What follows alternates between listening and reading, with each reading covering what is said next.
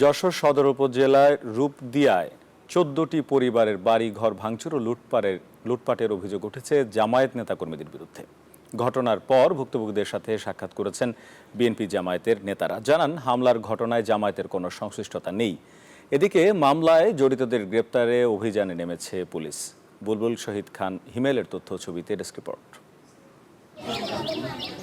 যশোর সদরের রূপদিয়া মধ্যপাড়ায় ৫০ বছরের বেশি সময় ধরে বাস করছেন বাস্তুহীন ১৪টি পরিবার। তাদের জমিদাতা ছিলেন স্থানীয় সাইদ বক্স।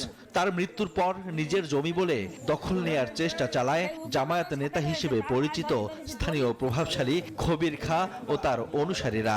৭০-৮০ জন ঘুরে আসছে, সবার কাছে রামদা, চাকু, সবার কাছে অস্ত্র।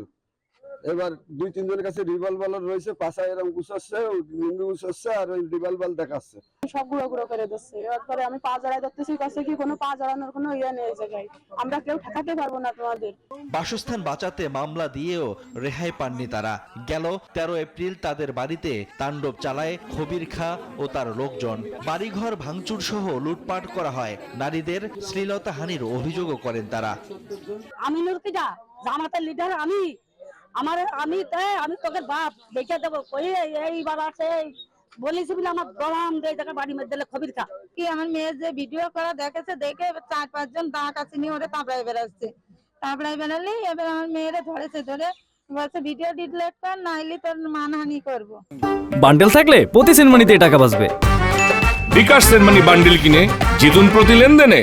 এদিকে মঙ্গলবার ঘটনাস্থল পরিদর্শন করেছেন বিএনপি ও জামায়াতের নেতারা। প্রকৃত অপরাধীদের গ্রেপ্তারের দাবি জানানোর পাশাপাশি জামায়াতের কোনো সংশ্লিষ্টতা নেই বলে দাবি জেলা জামায়াতে আমিরের।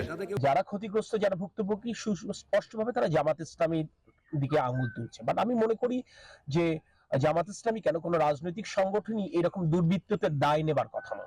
আমি আপনাদেরকে বলতে চাই, জামাত ইসলামের সাথে এর কোনো সংশ্লিষ্টতা নাই এবং যারা এখানে ক্ষতিগ্রস্ত হয়েছে অধিকাংশ জামাত ইসলামের সাথে জড়িত। এই ঘটনায় কোতোয়ালি মডেল থানায় মামলা হয়েছে। আসামিদের ধরতে অভিযান চালাচ্ছে পুলিশ। রূপদিয়া মধ্যপাড়া শাকিনাস্ত এলাকায় কয়েকটা বাড়ি ভাঙচুর হয়েছে। এই সংক্রান্ত একটা মামলা হয়েছে। পুলিশ ঘটনাস্থল পরিদর্শন করেছে, আসামি গ্রেপ্তারের জন্য চেষ্টা তৎপর আছে। হামলার ঘটনায় অভিযুক্ত খবির খাঁ ও কয়েকজনের নাম উল্লেখ সহ অজ্ঞাত ৪০ থেকে ৫০ জনের নামে মামলা হয়েছে। Shoaib Shamim, desk report, news 24।